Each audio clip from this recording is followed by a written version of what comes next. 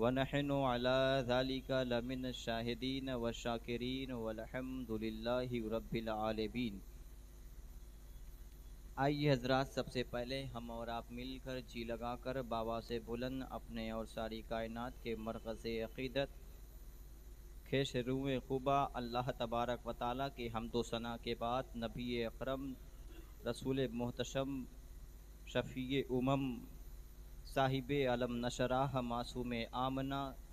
हबीब परवरदिगार नाइब परवरदिगार हज़रत अब्दुल मुत्तलिब के जिगर पारे, हज़रत आमना के लाड दुलारे, हज़रत अब्दुल्ला की आँखों के तारे जनाब अहमदी मुश्तबा मोहम्मद मुस्तफ़ा सल्लल्लाहु ताला अलैहि वसल्लम की बारगाह में अपनी ग़ुलामी, अपनी मोहब्बतों का सबूत पेश करें। पढ़े बाबा से बुलंद अल्लाहुम्मा सल्ले अला सैयदना व शफ़ीना हबीबना नबीना मौलाना मुहम्मदिन व बारिक वसल्लिम सल्लु अलैहि सलातु व सलामन अलैका या रसूलुल्लाह या हबीबल्लाहि सल्लल्लाहु ताला अलैहि वसल्लम।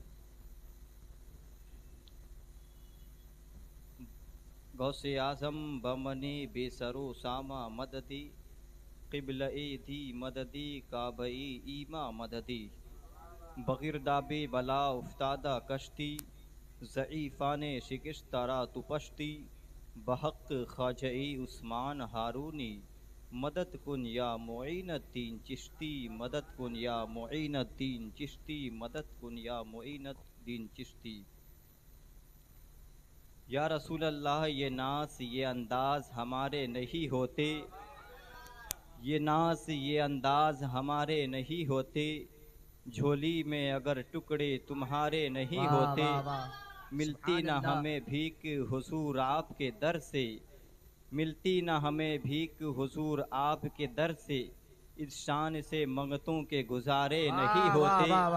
बेदाम ही बिक जाऊं बाज़ारे नबी में, बेदाम ही बिक जाऊं बाज़ारे नबी में, इस शान के सौदे में खसारे नहीं होते, इस शान के सौदे में खसारे नहीं होते,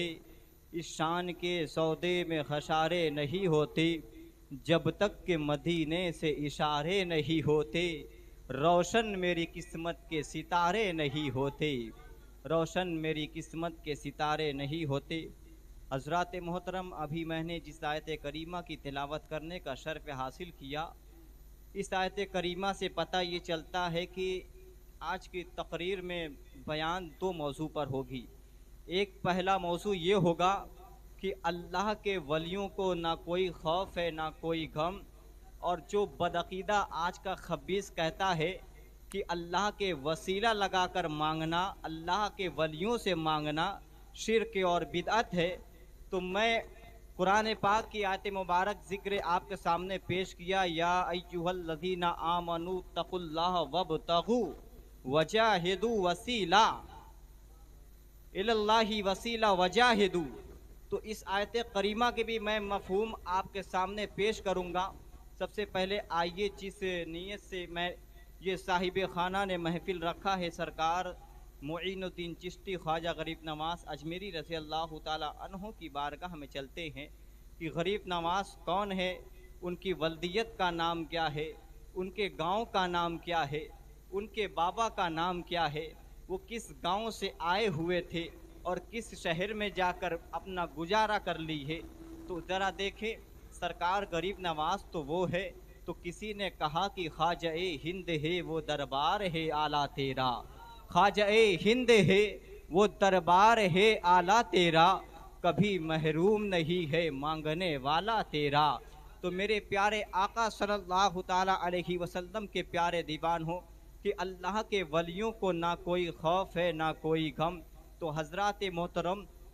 देखो, जो अल्लाह का वली होता है ना उसे दुनिया का खौफ होता है, ना किसी सितारों का खौफ होता है, ना दरिंदों परिंदों का खौफ होता है, न आसमान की गिरगिराहट, न सितारों की झिलमिलाहट का खौफ होता है, न शजरो हजर, न बहरो भर, न खुशको थर, दुनिया की किसी भी चीज़ से अल्लाह के वलियों को खौफ नहीं होता। जो अल्लाह तबारक व ताला के वलियों से डरता है, दुनिया की सारी चीज़ें अल्लाह के वलियों से डरती हुई नजर आती है। तो मेरे प्यारे करीम सल्लल्लाहु ताला अलैहि वसल्लम का प्यारे दीवान हो। ये अल्लाह के वलियों का मकाम किए है, ये अल्लाह के वलियों की ये रुतबा ये है कि अगर कोई बंदा अल्लाह तबारक व ताला के लिए अपने दिल में खौफ रखता है, अपने वलियों के लिए अपने दिल में खौफ रखता है, अपने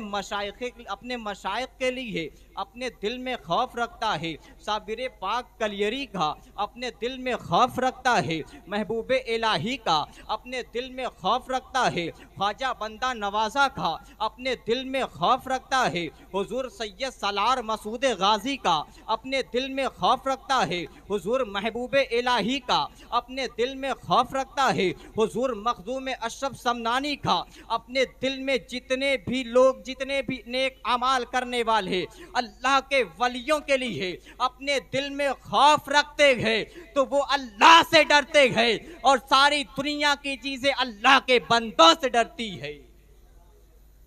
तो हजरात मोहतरम सरकार गौसे सरकार ख्वाजा गरीब नवाज रहमतुल्लाहि ताला ये एक मर्तबा ये संजर के शहर में यानी कि उनके सोसाइटी उनके गांव का नाम संजर था। वो जिस जगह में अपने ही गांव में अपने गांव के मोहल्ले से इल्म दीन हासिल किए, सरकार ख्वाजा गरीब नवाज मुईनुद्दीन चिश्ती अजमेरी और उनके पीरो मुर्शिद का नाम हजरत उस्मान हारूनी रजी अल्लाह ताला अन्हो है। कुछ दिनों की मुद्दत कुछ दिन के अरसे तक उनके साथ में गुजारा किया है और इतने दिन हुए कि इतने दिन के बाद देखें कि सरकार ख्वाजा गरीब नवाज रहमतुल्लाह अलैहि ताला को ये भी पता नहीं था कि हमें दीन की खिदमत के लिए जाना है, हमें दीन के काम के लिए निकलना है। लेकिन ज़रा देखो एक दिन ख्याल दिल में ये पैदा होता है कि चलते हैं खाना काबा के लिए, चलते हैं हज बैतुल्लाह के लिए, जैसे कि हजरत उस्मान हारूनी से के साथ निकलते हैं और कुछ दिन की जब मुद्दत गुजरती है और खाना काबा से हिजरत करके मदीना शरीफ रवाना होते हैं और हजरत उस्मान हारूनी रज़ी अल्लाह ताला अन्हो कहते हैं कि ऐ परवरदिगार आलम, मैंने अपने साथ संजर से एक ऐसे मुरीद को अपने महबूब के आपके पास लेकर आया हूँ कि ऐ परवरदिगार आलम, आप इस बंदे को कबूल फरमा लीजिए। अस्सलातु वस्सलामु अलैका या रसूल अल्लाह। मेरे आका की बारगाह में हजरत उस्मान हारूनी सलाम पेश करते हैं और उस सलाम के जवाब में इंतजार में रहते हैं कि कब रब की बारगाह से हमें सलाम का जवाब मिलेगा। तो इतना कहना था जब कुछ दिन की मुद्दत गुजरती है तो मेरे रब करीम की बारगाह से ये जवाब आता है कि या हबीब अल्लाह, माता या हबीब अल्लाह। इतना सुनना था तो मेरे प्यारे आका सल्लल्लाहु ताला अलैहि वसल्लम के प्यारे दीवान हो, तो मेरे प्यारे आका सल्लल्लाहु ताला अलैहि वसल्लम के दीवान हो। एक मर्तबा सरकार ख्वाजा गरीब नवाज रहमतुल्लाह अलैहि और अपने पीरो मुर्शिद हजरत उस्मान हारूनी रजी अल्लाह ताला अन्हो के साथ तशरीफ फरमा थे। जब कुछ देर की मुद्दत गुजरती है तो एक ऐसी झपकी लगती है तो सरकार मेरे आका सल्लल्लाहु ताला अलैहि वसल्लम की बारगाह से आने वाली सदा ये थी, मेरे आका ने फरमाया कि एक ऐसा यमन से आने वाला, जो एक इराक से आने वाला एक ऐसा बंदा है जिसका नाम मुईनुद्दीन है, जिसका नाम मुईनुद्दीन है, उसे मेरी बारगाह में भेज दिया जाए। तो मेरे प्यारे आका सल्लल्लाहु ताला अलैहि वसल्लम के प्यारे दीवान हो, दीन के मुईन तो बहुत आते हैं, आने के बाद लेकिन मेरे परवरदिगार आलम की बारगाह में देखो वो कोई जो आज दुनिया के बहुत तरीके के दीन मिल रहे हैं, लेकिन वो दीन नहीं चाहिए बल्कि रब की बारगाह में, रसूलुल्लाह की बारगाह में वही दीन कामयाब होने वाला है जिसे दुनिया ख्वाजा मुईनुद्दीन चिश्ती कहती है। तो मेरे रसूल ने ये ऐलान फरमाया था रब की बारगाह से, ये गैबदाना आवाज आई थी कि वो मुईनुद्दीन चिश्ती को बुला ला हो, जो चिश्ती है जिसका खानदान चिश्त से चला चलता हुआ आ रहा है, वो गरीब नवाज जिसे दुनिया अताए रसूल कहती है, जिसे दुनिया सुल्तानुल औलिया कहती है, जिसे दुनिया ख्वाजा गरीब नवाज कहती है, जिसे दुनिया हिंदल वली कहती है। जब सरकार ख्वाजा गरीब नवाज को हजरत उस्मान हारूनी के साथ आते हैं और रब की बारगाह में हजरत उस्मान हारूनी की दुआएं जब कबूल होती है, तो मेरे आका ने गैब से एक ऐसी जबकि सरकार गौसे आजम को आती है, तो सरकार गौसे आजम ये ख्याल में थे कि ऐ परवरदिगारे आलम, हमें हिंद की रहनुमाई मिल रही है, हमें हिंद जाने की इल्मे दीन की रोशनी को फैलाने के लिए, लोगों के दिल में इल्मे दीन की रोशनी को उजागर करने के लिए, ये हमें हिफाजत करने के लिए, इल्मे दीन के लिए हमें भेजा जा रहा है। लेकिन सरकार गौसे आजम सरकार ख्वाजा गरीब नवाज ये ख्याल में थे कि ऐ मेरे मौला, मैंने तो हिंद देखा नहीं है, हिंद की मैं जाने के लिए किस तरीके से जाऊंगा, हिंद जाने के लिए हम कौन कौन से सफर करके हिंद की तरफ जाएंगे। इतना कहना था, सरकार ख्वाजा गरीब नवाज ने रब की बारगाह में अर्ज किया कि ऐ परवरदिगारे आलम, हिंद के रास्ते किस तरफ है, मशरिक की जानिब है या मगरिब की जानिब है या उत्तर की जानिब है या शुमाल की जानिब है। इतना कहना था, मेरे ख्वाजा गरीब नवाज से एक नींद की झपकी में मेरे मुस्तफ़ा जाने रहमत ने ये ख्वाब की झपकी को दिखा दिया है। इस ख्वाब की झपकी में हिंद का पूरा नक्शा बता दिया है कि आपको किस रास्ते से होकर गुजर जाना है, आपको किस जंगलों बयाबां से होकर जाना है, आपको यमन से होकर जाना है, आपको इराक से होकर जाना है, आपको फिलिस्तीन से होकर जाना है, आपको अमेरिका से होकर जाना है, आपको यमन से होकर जाना है, आपको इराक से होकर जाना है। इतना कहना था, लेकिन देखो सरकार ख्वाजा गरीब नवाज ने जैसे ही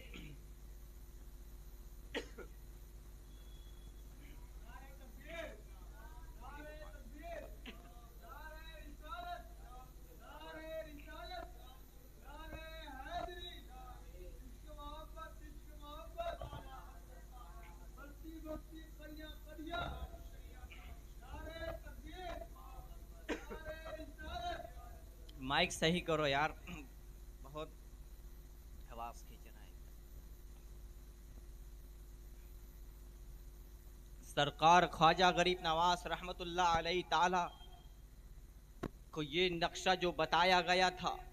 कि आपको ईरान से होकर जाना, आपको फिलिस्तीन से होकर जाना, आपको जैसे ही सरकार ख्वाजा गरीब नवाज जब ईरान और फिलिस्तीन और बगदाद मुअल्ला से जब सफ़र करके आते हैं, तो जब पाकिस्तान की सरजमी पे आते हैं, आने के बाद सरकार ख्वाजा गरीब नवाज रहमतुल्लाह अलैहि पाकिस्तान में एक ऐसे बुज़ुर्ग की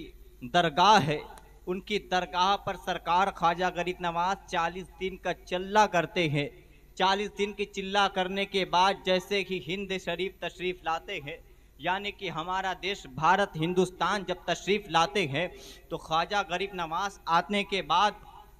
दिल्ली की सरजमी पे जब पहुंचते हैं, तो दिल्ली का राजा होता है, तो सरकार ख्वाजा गरीब नवाज जैसे कि पहुंचते हैं, दिल्ली के राजा की सल्तनत के कुछ प्रजा थे, तो सरकार ख्वाजा गरीब नवाज ने जहां पे अपना पड़ाव डाला हुआ था, जिस जगह पे ठहरे हुए थे, उस जगह पे सरकार ख्वाजा गरीब नवाज से पूछा जाता है कि आप ऐ बाबा, आप कहां से आए हुए हैं, आप किस लिए आए हुए हैं, आपके काम करने का तरीका क्या है, आप क्यों रुके हुए हैं। इतना कहना था, तो सरकार ख्वाजा गरीब नवाज से कहा जाता है कि आपसे पहले भी कुछ सल्तनतें आई हुई थी हिंद में, आने के बाद नेस्तो नाबूद हो गई है, आने के बाद दुनिया से मिटकर उसका नामो निशान मिट गया है। कुछ मुहद्दिसीन आए थे हिंद में अपने राज को राज करने के लिए, लेकिन हिंदुस्तान में उनका कोई वजूद बाकी ना रहा। कोई मुहक्किकीन आए हुए थे हिंद में अपनी हुकूमत के डंके को बजाने के लिए,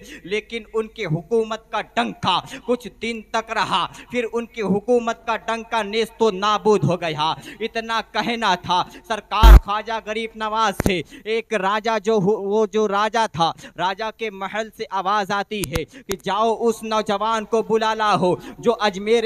जो मदीना मुनव्वरा से आया हुआ है। तो सरकार गरीब नवाज से जब पूछा जाता है तो सरकार गरीब नवाज कहते हैं कि हमें हिंद की सुल्तानी देकर भेजी गई है, हमें हिंद का राजा बनाकर भेजा गया है, हमें हिंद की सल्तनत देकर भेजा गया है, हमें हिंद का बादशाह बनाकर भेजा गया है। इतना कहना था कि उस राजमहल का राजा कहता है कि ऐ नौजवान जाओ ऐसे बुजुर्ग को जाकर बता दो, वो जानता है राजा राज करने के लिए किन किन चीजों के साथ सामना करना होता है, वो जानता है कि अब किसी चीज को बादशाहत हासिल करने के लिए कितने तलवारों के साथ जंग करना होता है। क्या उनके पास तलवारें हैं, क्या उनके पास कोई हथियार है, क्या उनके पास कोई बलछियां है, और वो कौन सा नौजवान है, वो कौन सा फकीर है। आने के बाद कहता है कि हमें हिंद की सुल्तानी अता की गई है, हमें हिंद में राजा बनाकर भेजा गया है,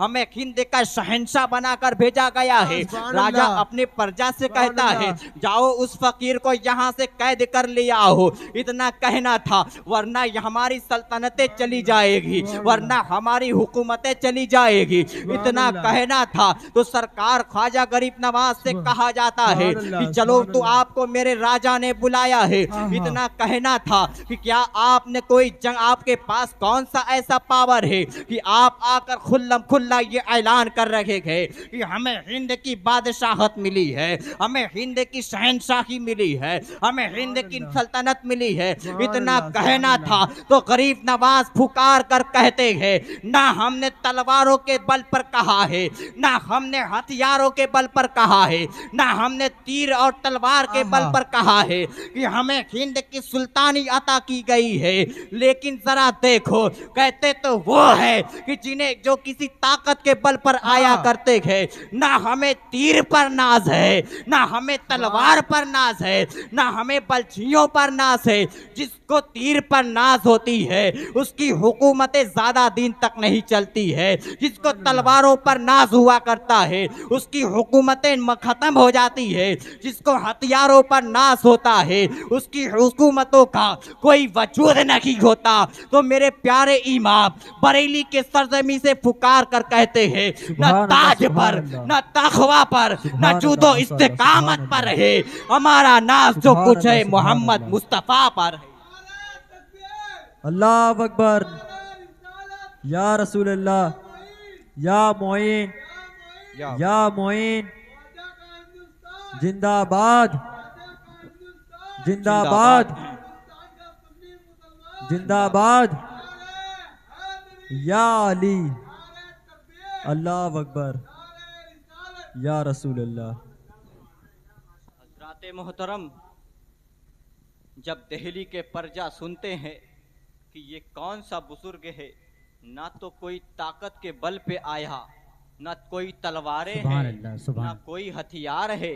फिर भी आकर बिला हिजक कह रहा है कि मुझे हिंद की सुल्तानी मिल गई। अगर मोदी के सामने कोई जाकर कहते कि आप कुर्सी राज्य से हट जाओ, आज के प्रधानमंत्री हम बनाए गए हैं, तो सारी सोसाइटी जितने सिक्योरिटी के लोग हैं उसे कैद खाने में बंद कर देंगे। लेकिन वो देखो जो आने वाला, जिससे किसी को भेजा जाता है तो हिंद के राज के लिए भेजा जाता है, किसी को प्राइम मिनिस्टर बनाकर कोई भेजता है, लेकिन उसकी सुल्तानी नहीं चलती है। किसी को मिनिस्टर किसी के बाप बनाते हैं, किसी को मिनिस्टर किसी को एसडीएम बनाता है, किसी को मिनिस्टर किसी के शहर का डीएम बनाता है। लेकिन देखो उसकी डीएम की नौकरी कुछ दिन तक महदूद होती है, उसकी ऑफिसर की नौकरी कुछ दिन तक होती है। मुख्यमंत्री यानी कि सीएम की जो पोस्ट पर है उसकी नौकरी जो है कम से कम 5 दिन 5 साल तक है। फिर उसके डीएम की नौकरी, उसके सीएम की नौकरी पोस्ट खत्म हो जाएगी।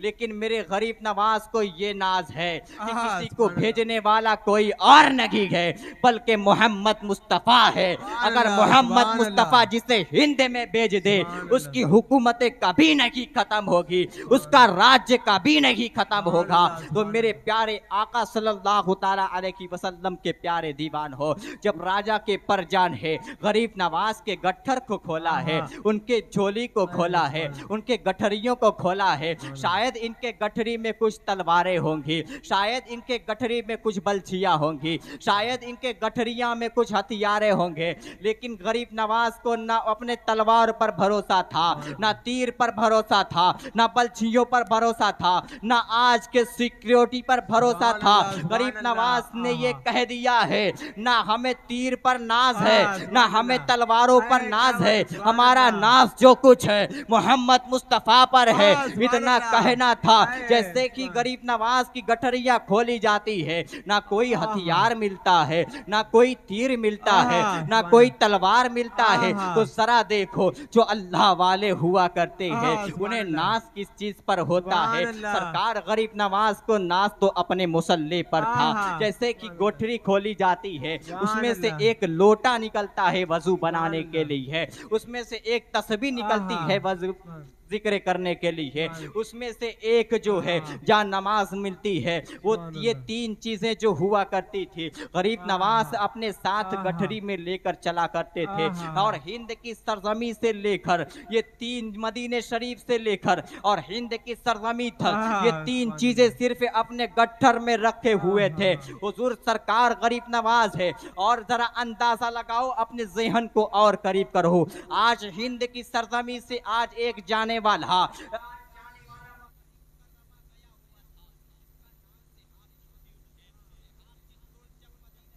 आ गया। जब बैतुल्ला शरीफ की ज़ियारत के लिए गया तो कितने रास्ते में तकलीफें झेली होगी, कितने कांटे और दरख्तों के साथ रास्ते को सफर किया होगा, किन किन जंगलों और बयाबानात से सफर किया होगा, किन पहाड़ों के रास्तों से गुजरा होगा, किन किन दरियाओं के झीलों के किनारे से गया होगा। तब जाकर एक सिहाब चित्तूर जैसा कट्टर कर्नाटका का रहने वाला 1 साल का अरसा गुजरने की ज़ियारत के लिए, बैतुल्ला शरीफ की ज़ियारत के लिए 1 साल की मुद्दत जब गुजर जाती है, 1 साल की मुद्दत के बाद हज काबा के लिए वो पहुंचता है। लेकिन जरा देखो मेरे गरीब नवाज है, जैसे कि मेरी गरीब नवाज ने मदीना मुनव्वरा से हिंद में जब तशरीफ लाए थे तो आपको अंदाजा है कि कितने साल की मुद्दत लगी है। जैसे ही गरीब नवाज ने मदीना शरीफ से हिंद में तशरीफ लाए हैं, 20 साल का तकरीबन मुद्दत लगा। 20 साल के अरसे में गरीब नवाज किस तरीके से आए हैं, किन किन रास्तों का सफर किया है, जंगलों का सफर किया है, हैवानात से मुकाबला किया है, जमानात से मुकाबला किया है, रास्ते में कितने खतरनाक रास्ते पड़े होंगे, किन किन चीजों से मुकाबला करने के बाद तब जाकर गरीब नवाज ने 20 साल के बाद हिंद की सरजमी पे तशरीफ लाए। आज गरीब नवाज का आज गरीब नवाज का वो ऐसा किला जो अजमेर शरीफ में मौजूद है, उनकी बारगाह में जब एक हिंद का राजा अकबर भी पहुंचता है तो अपनी गुलामी का सबूत पेश करता है। जब बादशाह औरंगजेब गरीब नवाज की बारगाह में जब पहुंचता है तो अपनी गुलामी का सबूत पहुंचता है। तो हजरत मोहतरम बादशाह औरंगजेब रहमतुल्लाह अलैह, उन्हें तो हिंद की सुल्तानी भी दी गई थी। वो बहुत बड़े बादशाह अल्लाह के वली माने जाते हैं। तो मेरे प्यारे आका सल्लल्लाहु ताला अलैहि वसल्लम के प्यारे दीवान हो, देखो कि बादशाह औरंगजेब का मकाम क्या है, बादशाह औरंगजेब का रुतबा क्या है। वो तो हिंद वो अपने महल के लिए, अपने किले के लिए अपने आप को बादशाह माना करते थे। लेकिन जब गरीब नवाज की बारगाह में जाते हैं तो गरीब नवाज की बारगाह में जाते हैं, जाने के बाद जैसे कि जिस लाइन में फकीर लाइन लगकर खाना तनावुल कर रहे थे, जिस लाइन में लगकर हम और आप आम आदमी जैसे कहते हैं, आम आदमी जिस लाइन में लगकर खाना को लंगर शरीफ लिया करते हैं, वो बादशाह जिसे दुनिया बादशाह औरंगजेब कहती है, उन्हें ना अपने ना तकवे पर नाज है, ना अपने तहारत पर नाज है, अपने ना राज्य की राजनीति पर नाज है। लेकिन बादशाह औरंगजेब कहते हैं, अपने प्रजा से कहते हैं कि ऐ मेरे परजा, ये तो हिंद के राजा है, इन्हें तो सुल्तान, उन्हें तो अता किए गई है, सुल्तानी अता की गई है, ये तो बगदाद मुअल्ला से होकर आए हुए हैं। तो ये जरा देखो, अब औरंगजेब कहते हैं कि इसलिए मैं इस लाइन में लगकर लंगर शरीफ ले रहा हूँ ताकि इस दुनिया के लिए मेरा कोई नाज ना हो। मरने के बाद जब आखिरत का दिन होगा तो मैं ये कह सकूंगा रब की बारगाह में कि वो मैं आपका भेजा हुआ बंदा जो अजमेर की धरती पर आया था, जिसे दुनिया अताए रसूल कहती थी, जिसे दुनिया शहनशाह ख्वाजा कहता था, जिसे दुनिया हिंदल वली कहती थी, उस गरीब नवाज की बारगाह में मैंने जब आपकी गया था तो गुलामों के साथ मिलकर अपने उनके लंगर शरीफ को मिलकर मैंने खाया ताकि हमारी बख्शिश महशर के दिन में हो जाए, आपके अल्लाह के वली के वसीले से हमारी मगफिरत हो जाए। हजरात मोहतरम, एक औरंगजेब रहमतुल्लाह अलैह का ये अकीदा था, अल्लाह की वली के बारगाह में जब हाजिर होते तो अपने आप को कोई राजा नहीं मानते, बल्कि अपने आप को ये मान लेते कि हम गुलामों के गुलाम हैं, हम गुलामों के गुलाम हैं, हम शहनशाहों के परजा हैं, हम बड़े लोगों से छोटे हैं। जब एक औरंगजेब रहमतुल्लाह अलैह एक अल्लाह के वली भी हैं और जब वो अपने आप को इतना कमतर मानते हैं तो अल्लाह तबारक व तआला ने उनकी दुआओं को कबूल फरमाया।